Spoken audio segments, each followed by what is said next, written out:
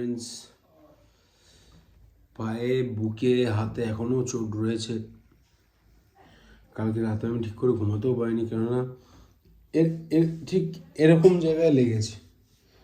তো যখন পাশ ফিরছি তখনও লাগছে, যখন এদিক ফিরছি তখনও লাগছে। এটার উপরে প্রেশার দিয়ে শুতে পারছি না, কেন ঘুমের ঘরে তো এদিক ওদিক হতেই থাকে না। তো যাই হোক, শরীর আছে, শরীর খারাপ হতেই পারে। তারপরে দাড়ির এখানে কেটে গেছে, এখানেও ব্যথা লাগছে। তো যাই হোক, rest of all of this, good morning, welcome to a new blog nomadic স্টোরিজে তোমাদের সবাইকে স্বাগত। চলো আজ সারাদিন কী করছি না করছি তোমাদের সাথে শেয়ার করব। জুড়ে থেকো আমার সাথে, দেখতে থাকো।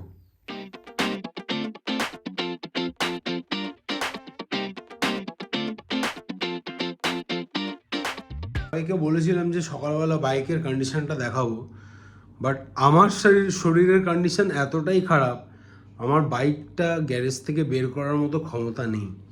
সো আমি যখন বাইকটা বের করব, আমি অবশ্যই বাইকের কী কন্ডিশন হয়েছে আমি তোমাদের অবশ্যই দেখাবো।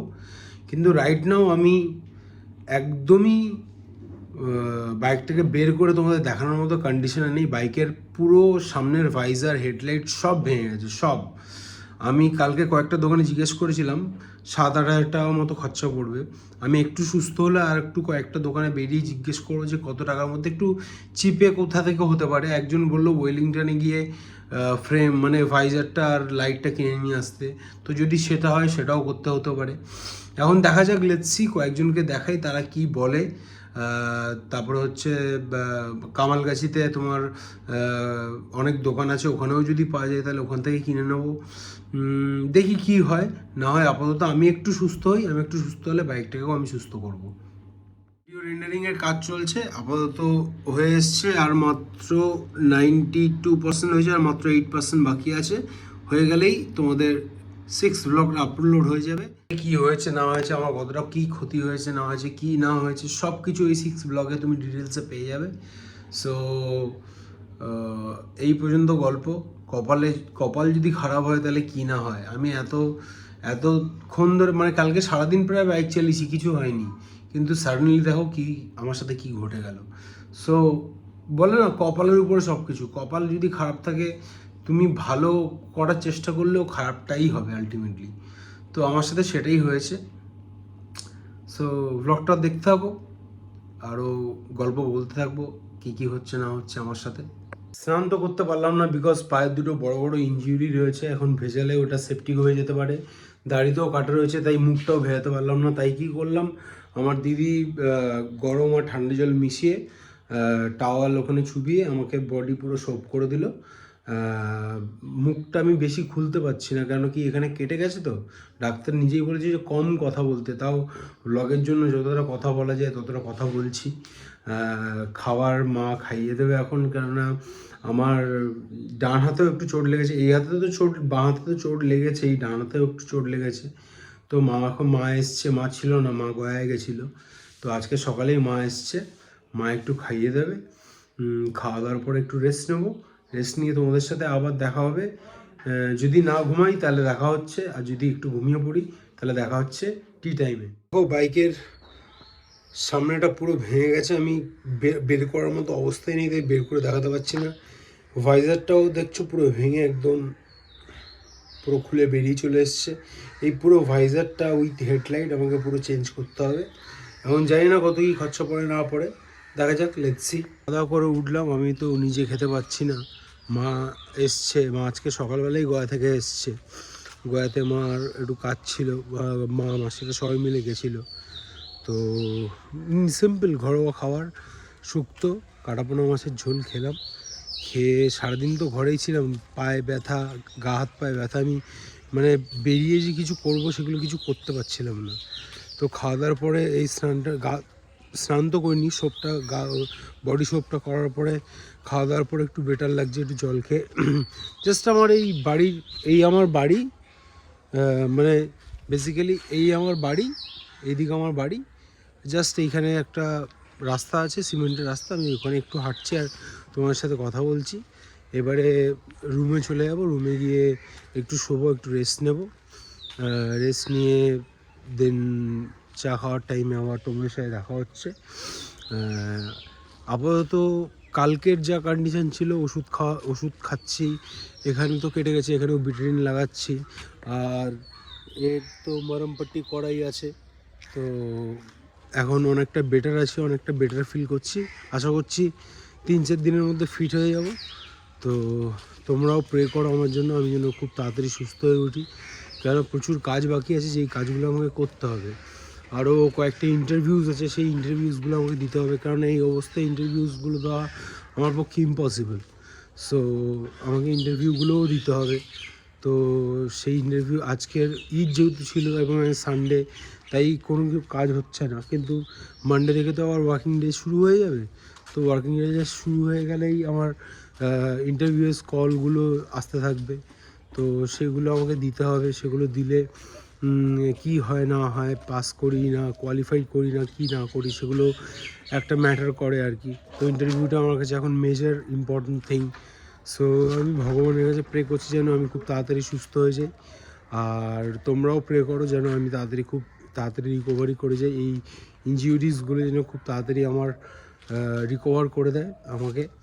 আর এইখানে একটা চোট লেগেছে, এটা আই থিঙ্ক এটা শ্বাসনালী বা ফুসফুস বা কোনো কিছুর সাথে কানেক্টেড, কেন আমার কাশলে ব্যথা, এই যে আমি কথা বলছি জোরে, যখন কথা বলতে গিয়ে যখন নিঃশ্বাস নিচ্ছি তখন আমার এখানে ব্যথা করছে, কাশলে ব্যথা করছে। আই অ্যাম আ স্মোকার, তো আমি যখন স্মোক করে যখন ইন করছি, তখন ইন করতে গেলেও আমার এই জায়গাটা একটু ব্যথা করছে। এখানে ভালোই লেগেছে। আর এই হাতে ইউএস যাওয়ার আগে আমার চোট লেগেছিল, আবারও এই হাতে চোট লেগেছে, ইনফ্যাক্ট এখানে কেটেও গেছে। সো এই হাতেও একটু চোট লেগেছে, কারণ বাঁ হাতে ভর দিয়ে উঠতে গেলে একটু কষ্ট হয়, তাই আমি একটু ডান দিক বেস্ট করেই উঠছি। মানে বাঁ হাতে ভর করে যদি আমি নিচে এরকম বসি, তখন বুকের নিচটা এখানটাও ব্যথা করে। সো ভালোই ইন্টারনাল ইনজুরিজ হয়েছে, আমি ডাক্তার দেখিয়েছি, কালকে টেট ব্যাকও নিয়ে নিয়েছি, যাতে রিকভারিগুলো তাড়াতাড়ি, যাতে যে কাটাছেঁড়াগুলো আছে ওগুলো তাড়াতাড়ি রিকভার করে এবং পেনটা কম হয়। এখন দেখা যাক কতটা তাড়াতাড়ি সুস্থ হতে পারি। তোমরা প্রে করো, তোমাদের কাছে বারবার বলছি তোমরা প্রে করো। আর হাঁটার মতো আর শক্তি নেই, এবারে একটু ঘরের দিকে যাই, ঘরে গিয়ে একটু শুয়ে একটু রেস্ট নিই। তোমাদের সাথে চায়ের টেবিলে দেখা হচ্ছে আমার। Tata, take care. এতটাই ব্যথা, আমাকে উঠতে গেলে লিটারেলি কষ্ট করে উঠতে হচ্ছে খাটে। এই উঠলাম, এবারে শোয়াটা আর একটা বড় চ্যাপ্টার, একটা বড় কষ্ট আর কি। কেননা এইখানটায় লেগেছে, তো আমি এই পাশেও ঘুরে শুতে পারছি না, ও পাশেও ঘুরে শুতে পারছি না, আমাকে সোজা হয়ে শুতে হচ্ছে। যদিও ঘুমের ঘরে হয়তো কী করছে আমি নিজেও জানি না, কিন্তু এখানটায় কাশলেও আমার এখানটা লাগছে, হয়তো শ্বাসনালীর কোথাও একটা আঘাত লেগেছে। ওই জন্য যখন স্মোক করি, যখন ইন করছি, তখন এই জায়গাটা একটুখানি পেন দিচ্ছে আর কি। তো দেখতেই পেরে ওঠাটা কতটা কষ্টকর। এই হচ্ছে, ও সরি, এটা আবার খুলে গেছে। ডাক্তার বলেছে এখন 3-4 দিন এরকমভাবে রাখতে।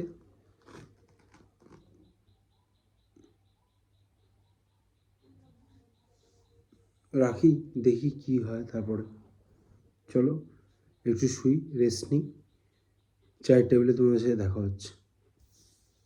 শান্তি নেই গাছ, এই যে শুয়েছি, আমার এখানে কন্টিনিউয়াসলি কিনকিন করেই যাচ্ছে। আমার বেস্ট পজিশানটা আমাকে খুঁজে বার করতে হবে, যে কোন পজিশানটা শুলে আমার এই ব্যথাটা কনকনটা কমবে আর কি। তো চলো, let's find out the best position. দিয়ে একটু শুই, রেস্ট নিই, দেখা হচ্ছে। সবাইকে বলেছিলাম যেরকম টি টাইমে সবার সাথে দেখা হবে, চা খেয়ে আমার ক্লাস করানো রয়েছে, ক্লাস করাবো, তার ফুটেজও তোমাকে দেখাবো।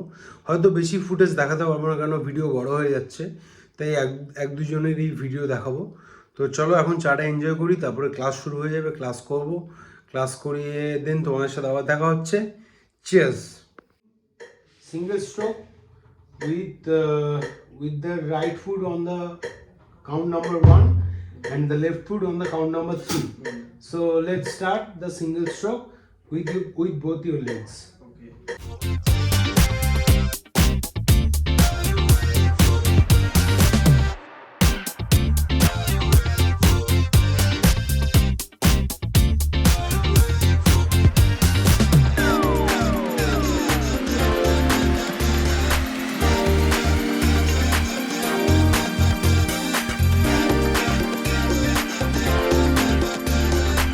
কাজ করছিলাম, ক্লাসও করালাম, ব্লগের ভিডিওগুলো ডাম্প করলাম, ডাম্প করতে করতে ইচ্ছে হলো একটা ড্রাম শট বানাই, সেটাও করলাম, সেটা শ্যুট করলাম, এডিট করলাম, এখন ফোনে ডাউনলোড হচ্ছে, ওটা ইনস্টাগ্রামে আপলোড করব, একটু বাদেই তোমরা দেখতে পাবে।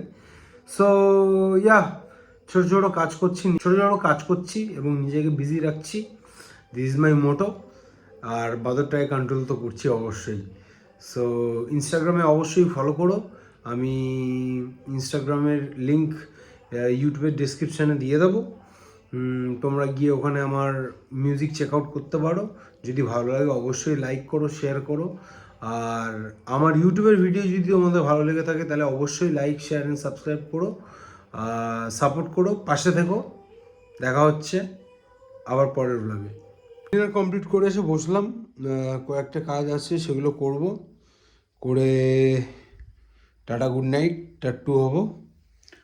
তো যদি চ্যানেলের কন্টেন্ট তোমাদের ভালো লেগে থাকে, যদি এঙ্গেজিং মনে হয়, যদি তোমরা রিলেট করতে পারো যে আমার লাইফটা যেরকমভাবে ঘটছে অনেকের লাইফটাই এইভাবেই ঘটে বা এরকমভাবেই হয়, যদি রিলেট করতে পারো নিজেদের সাথে আমার এই ব্লগটাকে, তাহলে অবশ্যই লাইক, শেয়ার অ্যান্ড সাবস্ক্রাইব করো, আমার পাশে থেকো, সাপোর্ট করো, চ্যানেলটাকে গ্রো করতে আরও সাহায্য করো, সবার কাছে ছড়িয়ে দাও, লিঙ্ক শেয়ার করো সবার কাছে, যাতে এই চ্যানেলের সাবস্ক্রাইবার বাড়ে, আরও 10টা লোক বেশি দেখতে পারে যে কি হয়েছে না হয়েছে।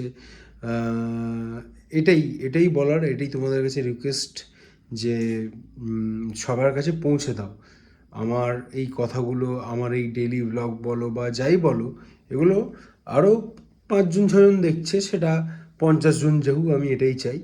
তো কালকের ব্লগে দেখা হচ্ছে, tata, good night, have a safe night, live your life, live your dreams, broom.